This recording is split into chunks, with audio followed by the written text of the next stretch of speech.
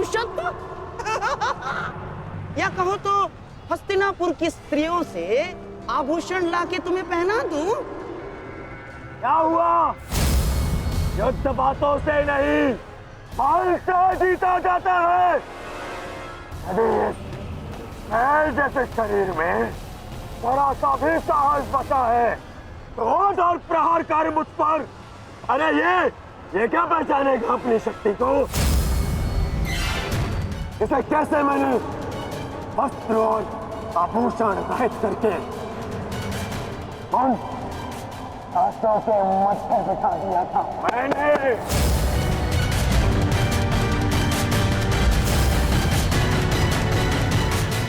कदाचित ये भी भूल गया है कि कैसे मैंने बड़ी सभा में उस दासी द्रौपदी को उसका उचित स्थान दिखाया था।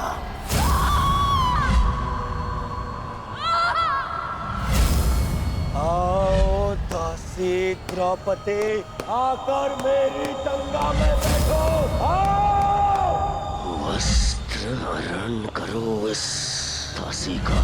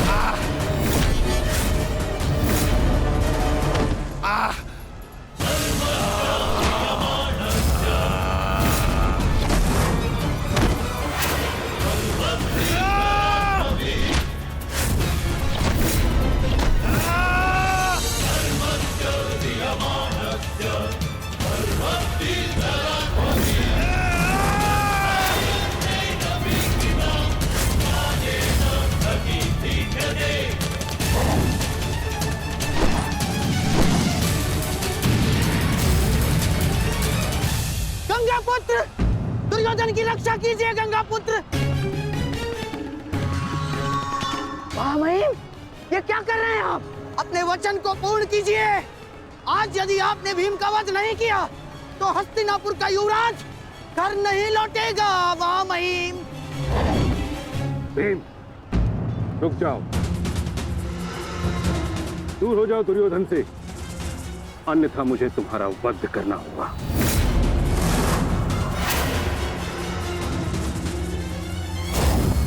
सावधान पितामह, यदि आपने भ्राता भीम पर प्रहार किया तो मुझे विवश होकर आप पर बाण संधान करना होगा। हट जाओ भीम। क्षमा चाहता हूं पितामह, आप अपना वचन पूर्ण कर रहे हैं तो मुझे भी अपनी प्रतिज्ञा का मान रखना है। आज मैं इस दुर्योधन का वध तो करके ही रहूंगा, चाहे इसके लिए मुझे स्वयं के प्राण क्यों न गंवाने पड़े।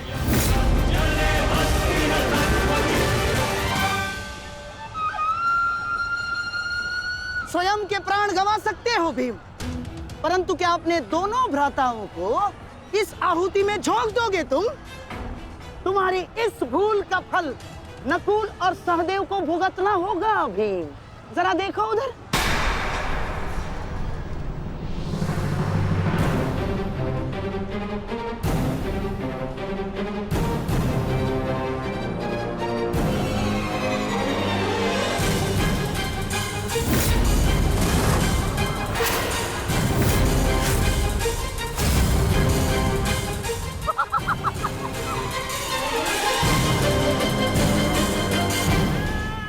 पिताश्री,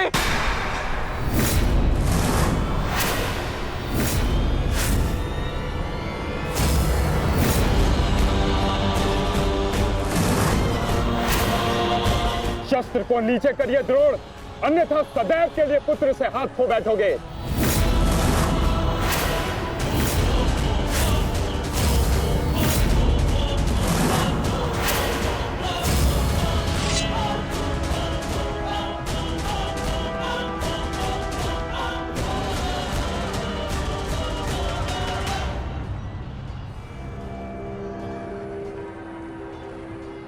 दुर्योधन, तेरा अंत आ गया है।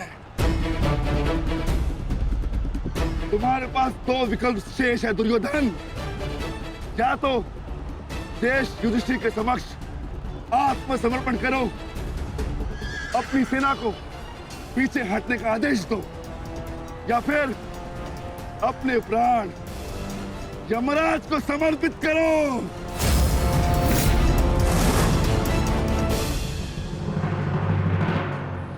मारो भीम, मारो! शीघ्रता करो भीम! इतनी भी क्या शीघ्रता है राजकुमार युधिष्ठिर?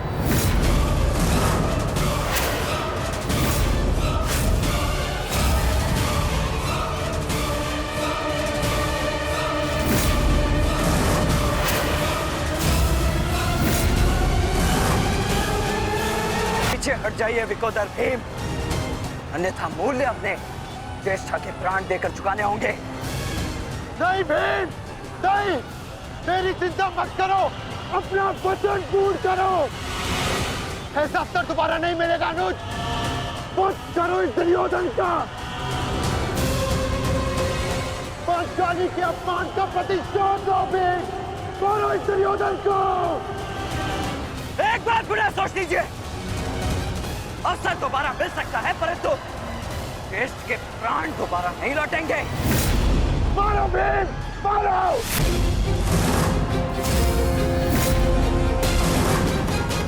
दुर्योधन!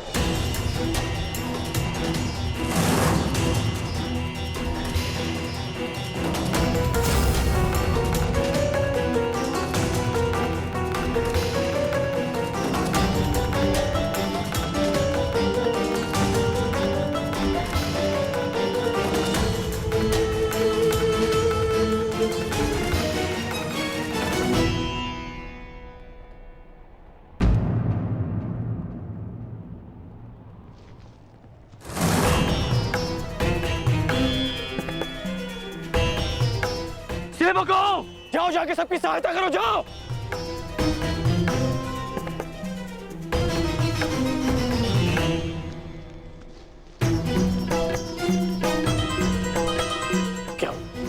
क्या हुआ?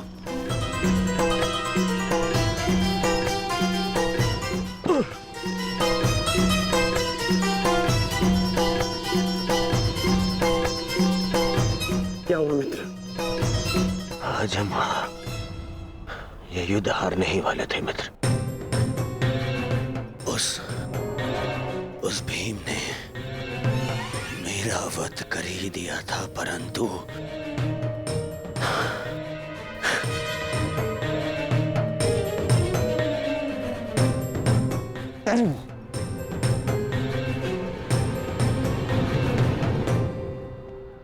ठीक समय पर आकर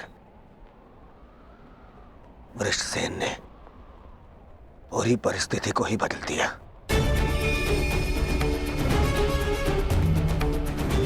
वीर वृषसेन ने आज न केवल मेरे प्राणों की रक्षा की,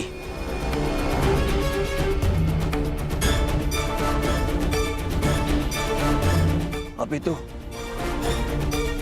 कौरव सेना को एक लज्जाजनक हार से भी बचाया।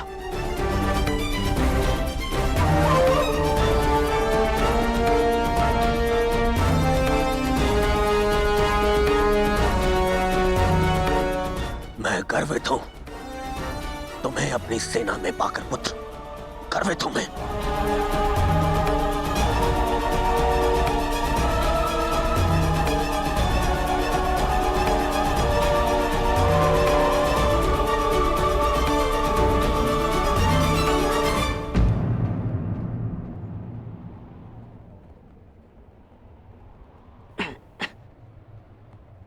आप फिर से मेरे घाव देख रहे हैं ना पिताश्री, और मैं फिर से यही कहूंगा, चिंता मत कीजिए। आज का युद्ध समाप्त हुआ और युद्ध भूमि में जो कुछ भी हुआ उसे भुला देना ही श्रेयस्कर है। अपितु उन बाधाओं को समझने का प्रयास करना चाहिए जो हमें विजयश्री बनने या प्राप्त करने से रोक रही है।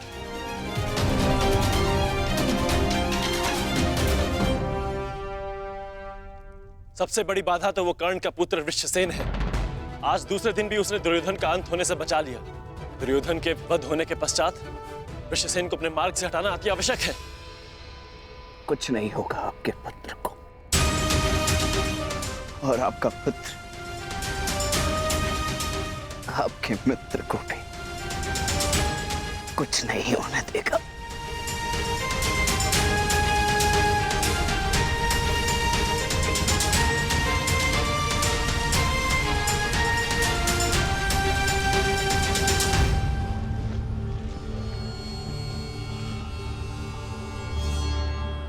मित्र, आज का दिन हमारे पक्ष में नहीं था।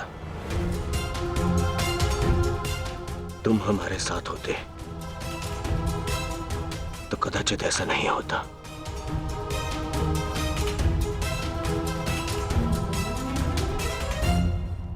आज युद्ध भूमि में कौरव केवल धर्मराज युधिष्ठिर का वध करने का प्रयत्न करते रहे, और कल हम दुर्योधन को अपना लक्ष्य बनाएंगे।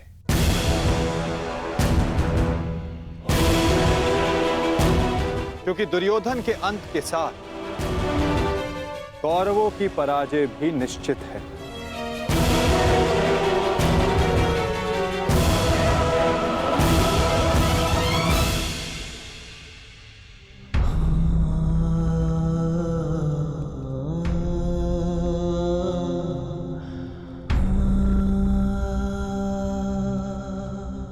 पुत्र,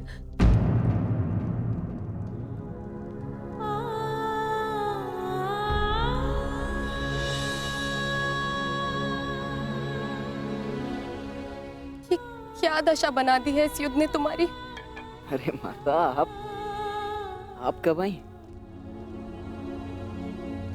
माता हूं।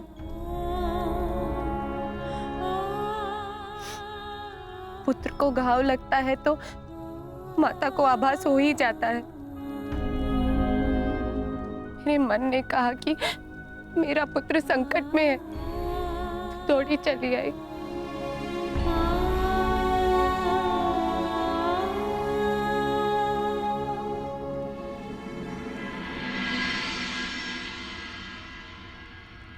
परंतु आप भी तो इसके पिता हैं।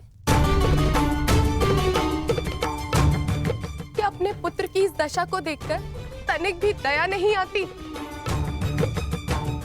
अपने पुत्र के जीवन के लिए आपको कोई मोह नहीं? मैंने निश्चित कर लिया है, तुम कल युद्ध में नहीं जाओगे।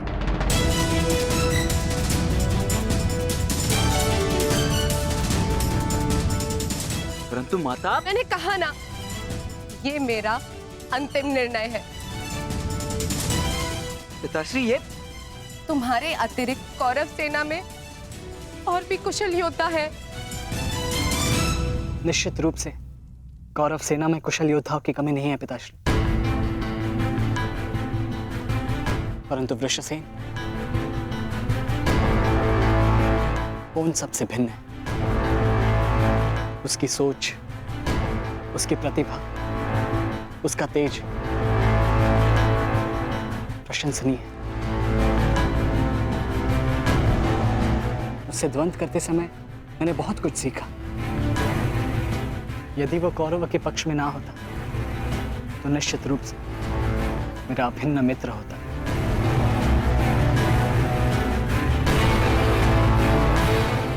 परंतु समझ में नहीं आता कि उसमें इतना तेज आया कहां से।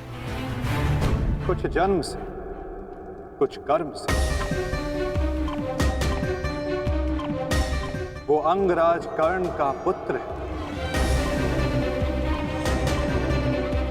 जिसके मन में मृत्यु का भय नहीं, अपने कर्तव्य की ओर पूर्ण आत्मसमर्पण है। उस पर तेज स्वतः ही आ जाता है अभिमन्यु।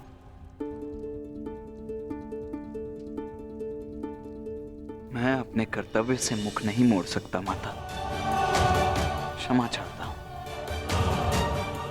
आप मुझसे मेरे प्राण भी मांगेंगी तो मैं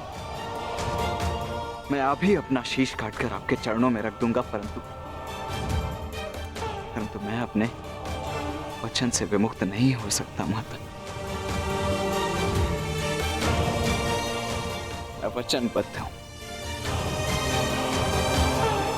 मैं युद्ध में पराजित होकर लौटने वाला नहीं। या तो मैं विजयी होकर कंधों पर बैठकर आऊंगा, या वीर गति को प्राप्त करके कंधों पर लेटकर।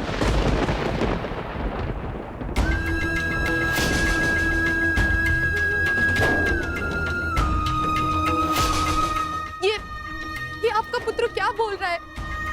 अब आप सुन रहे हैं ना? मैं आपसे हाथ जोड़कर विनती करती हूँ स्वामी, रोकिए इसे। आप ऐसा कैसे होने दे सकते हैं? कुछ कीजिए। करना तो तुम्हें है सुप्रिया। ममता और कर्तव्य में संतुलन करना है। तुम एक योद्धा की माता हो, तुम्हें अपने हृदय को कठोर बनाना होगा। मेरी अनुपस्थिति में हमारा पुत्र इस महायुद्ध में अत्यंत मुख्य भूमिका निभा रहा है। मुझे उस पर गर्व है और तुम्हें भी होना चाहिए सुप्रिया। युद्ध में पीछे हट जाने वाले वृषसेन का पिता होने से अधिक युद्ध में बलिदान दे देने वाले वृषसेन का पिता होना अधिक श्रेष्ठकर समझता हूं।